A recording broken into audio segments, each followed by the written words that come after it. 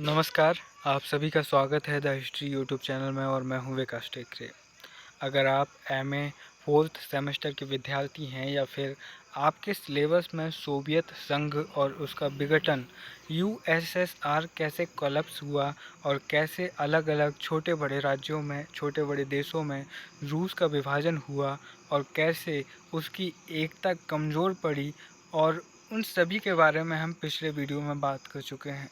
लेकिन आज के इस वीडियो में हम बात करेंगे कि सोवियत संघ के विघटन के कारण क्या प्रभाव देखने को मिले।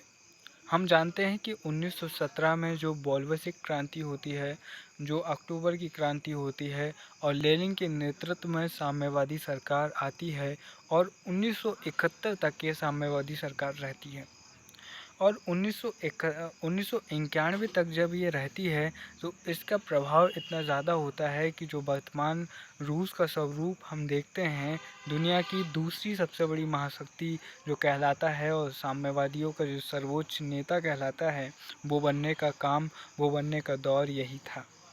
दोस्तों, इस समय पर रूस में कई सारी चीज़ें हमें देखने को मिली। कह सकते हैं कि एक सामाजिक प्रतिबंध, प्रशासनिक प्रतिबंध या फिर अलग अलग घटनाओं के कारण सोवियत संघ का विघटन हो गया और सोवियत संघ जो कि 15 संघीय गणराज्य और 20 स्वायत्तशासी गणराज्य और 8 स्वायत्तशासी क्षेत्र के साथ था, 1991 में इसका विभाजन हो गया। सोवियत संघ के विघटन का क्या प्रभाव पड़ा, ये देखने के लिए ये जानने के लिए आपको इस वीडियो को आखिर तक देखना होगा।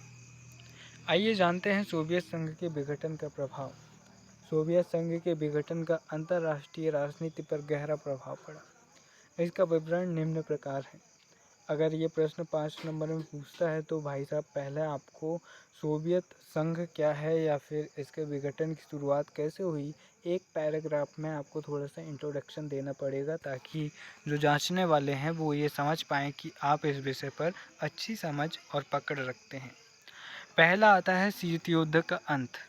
सोवियत संघ के विभाजन के कारण रूस काफ़ी कमज़ोर हो गया और अमेरिका और यूरोप के देशों को तसल्ली मिल गई, जिसके चलते भैया जो शीत युद्ध चला आ रहा था द्वितीय विश्व युद्ध के बाद से, वो समाप्त हो गया।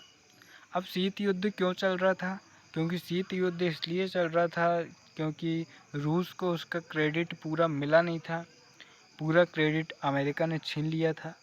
ऊपर से अमेरिका और यूरोप के देश उसके खिलाफ षड्यंत्र रच रहे थे अलग अलग प्रकार के, जिसके चलते शीत युद्ध की शुरुआत हुई थी। खैर, इतने विभाजन के बाद शीत युद्ध की समाप्ति हो गई। रूस की भूमिका में परिवर्तन। रूस के विघटन के साथ ही साम्यवादी गुट में बिखराव से रूस का अंतर्राष्ट्रीय स्तर पर प्रभाव कम हो गया।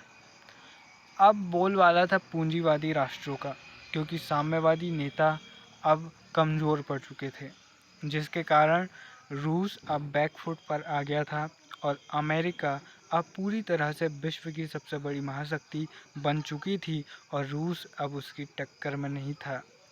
अब अमेरिका वाले बोलने लगे थे कि क्यों पड़े हो चक्कर में, कोई नहीं है टक्कर में। रूस चला गया उसके घर पे। इसके बाद में साम्यवादी का प्रभाव पड़ा। साम्यवाद का प्रभाव का मतलब होता है कि नीचे आना, यानी कि कम प्रभाव हो जाना। जब किसी भी चीज़ का इम्पैक्ट नहीं पड़ता तो उसे प्रभाव कहते हैं। साम्यवादी गुट के बिखराव से साम्यवाद का प्रभाव प्रारंभ हुआ। इसने लोकतांत्रिक केंद्रीकरण, सर्वहारा वर्ग, अधिनायक तंत्र और अंतर्राष्ट्रीय समाजवाद के सिद्धांतों को दफनाया है। इसने यूरोप की साम्यवादी पार्टियों और पीपल्स डेमोक्रेसी को डेमोक्रेसी में बदल दिया। यानी कि अब धीरे धीरे रूस में भी उदारवाद की शुरुआत हुई और रूस भी धीरे धीरे लिबरलिज्म की तरफ बढ़ने लगा। चौथा बिंदु आता है विचारधारा के आधार पर राष्ट्रों का विभाजन अप्रासंगिक।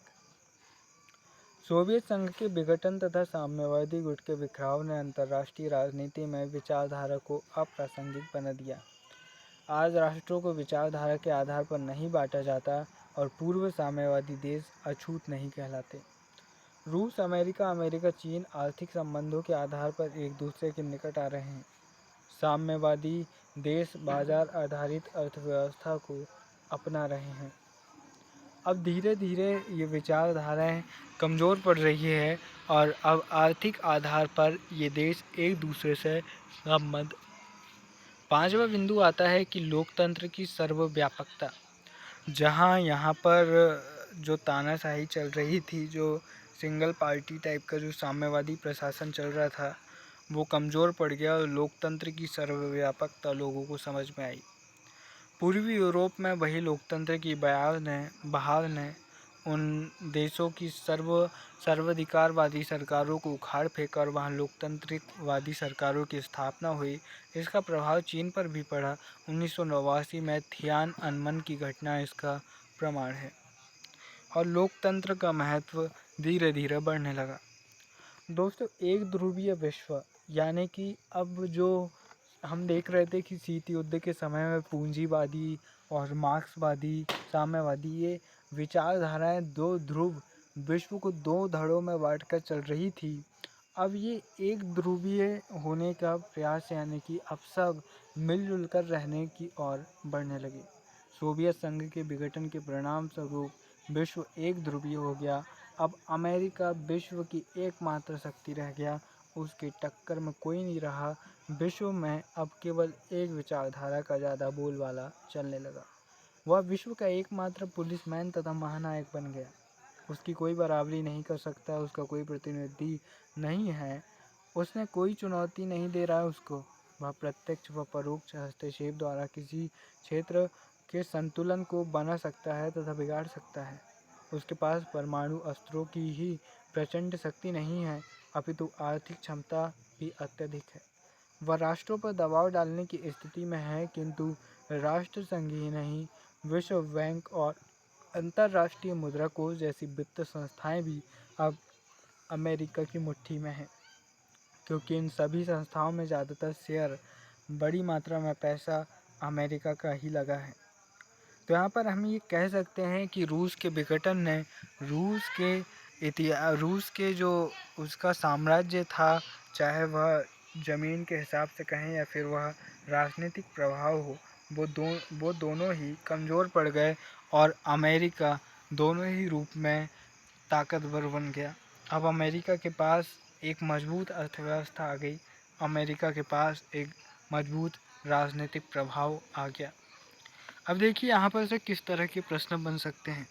ये सारे प्रश्न सोवियत संघ के विघटन और उसके प्रभाव कारण इन सभी टॉपिक्स के ऊपर से ये क्वेश्चंस आ सकते हैं और उन टॉपिक्स पर भी मैं वीडियोस बना चुका हूँ। आप चाहे तो MA 4th सेमेस्टर की प्लेलिस्ट में जाकर देख सकते हैं।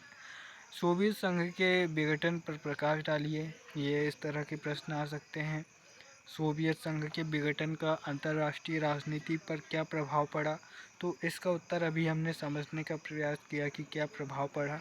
अमेरिका का प्रभाव बढ़ गया, लोकतंत्र का महत्व बढ़ गया और साथ ही साथ एक ध्रुवीय विश्व की बात चली, यानी कि अब एक ही महाशक्ति विश्व में रही, दूसरी महाशक्ति का टाटा बाय बाय हो गया, साम्यवाद कमज़ोर पड़ गया और विचारधारा के आधार पर राष्ट्रों का विभाजन अब अप्रासंगिक हो गया।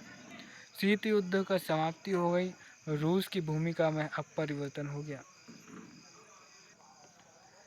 तो चलिए, यहाँ पर हमने समझने का प्रयास किया सोवियत संघ के विघटन का प्रभाव, और किसी भी प्रकार से घुमा फिरा कर प्रश्न पूछे तो भैया समझ जाइएगा प्रश्न को, क्योंकि मुझे यहाँ पर एक बात याद आती है अल्बर्ट आइंस्टाइन की।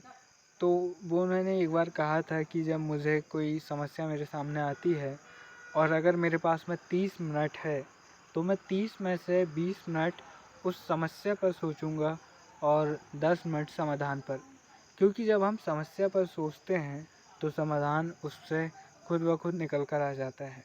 हम खामखा समस्या के बारे में सोचकर अपना समय बर्बाद करते हैं।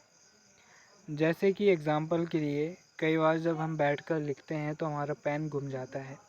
हम 2 मिनट के लिए सोचने लगते हैं कि हमारा पेन कहाँ गया, और दिमाग खसक जाता है, सर पीटने लगते हैं और पेन जो रहता है वो हमारे पैर के नीचे ही रहता है जब हम पाल्टी मारकर बैठकर कुछ लिखते हैं।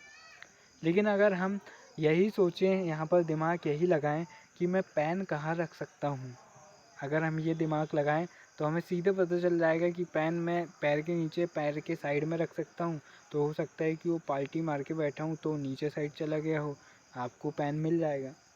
यहाँ पर ये जो लेक्चर मैं दे रहा हूँ ये शायद आपको ऐसे ही हल्का फुल्का लगे, लेकिन अल्बर्ट आइंस्टाइन ने कहा है तो कुछ सही कहा होगा कि अगर आप समस्या पर ज़्यादा ध्यान देते हैं तो समाधान उससे ही निकल कर आएगा। इसलिए एग्ज़ाम में क्वेश्चन पेपर पर ज़्यादा ध्यान दीजिएगा। जब तक आपको प्रश्न अच्छे से समझ में ना आए उसे सॉल्व करने की कोशिश मत करना, क्योंकि कई बार हम सही प्रश्न का गलत उत्तर लिखकर आ जाते हैं ऐसी ही कन्फ्यूज़न में। मुझे उम्मीद है ये वीडियो आपको पसंद आया होगा। अगर पसंद आया है तो ज़्यादा से ज़्यादा शेयर कीजिए ताकि और भी लोगों को ये टॉपिक समझ में आ सके। वीडियो को लाइक कीजिए, चैनल को सब्सक्राइब कीजिए, या आपकी इच्छा है सब्सक्राइब करना या ना करना, मेरा काम था आप तक ये जानकारी पहुंचाना। फिर मिलेंगे अपने ही किसी और वीडियो में, तब तक के लिए नमस्कार, जय हिंद, टाटा बाय बाय।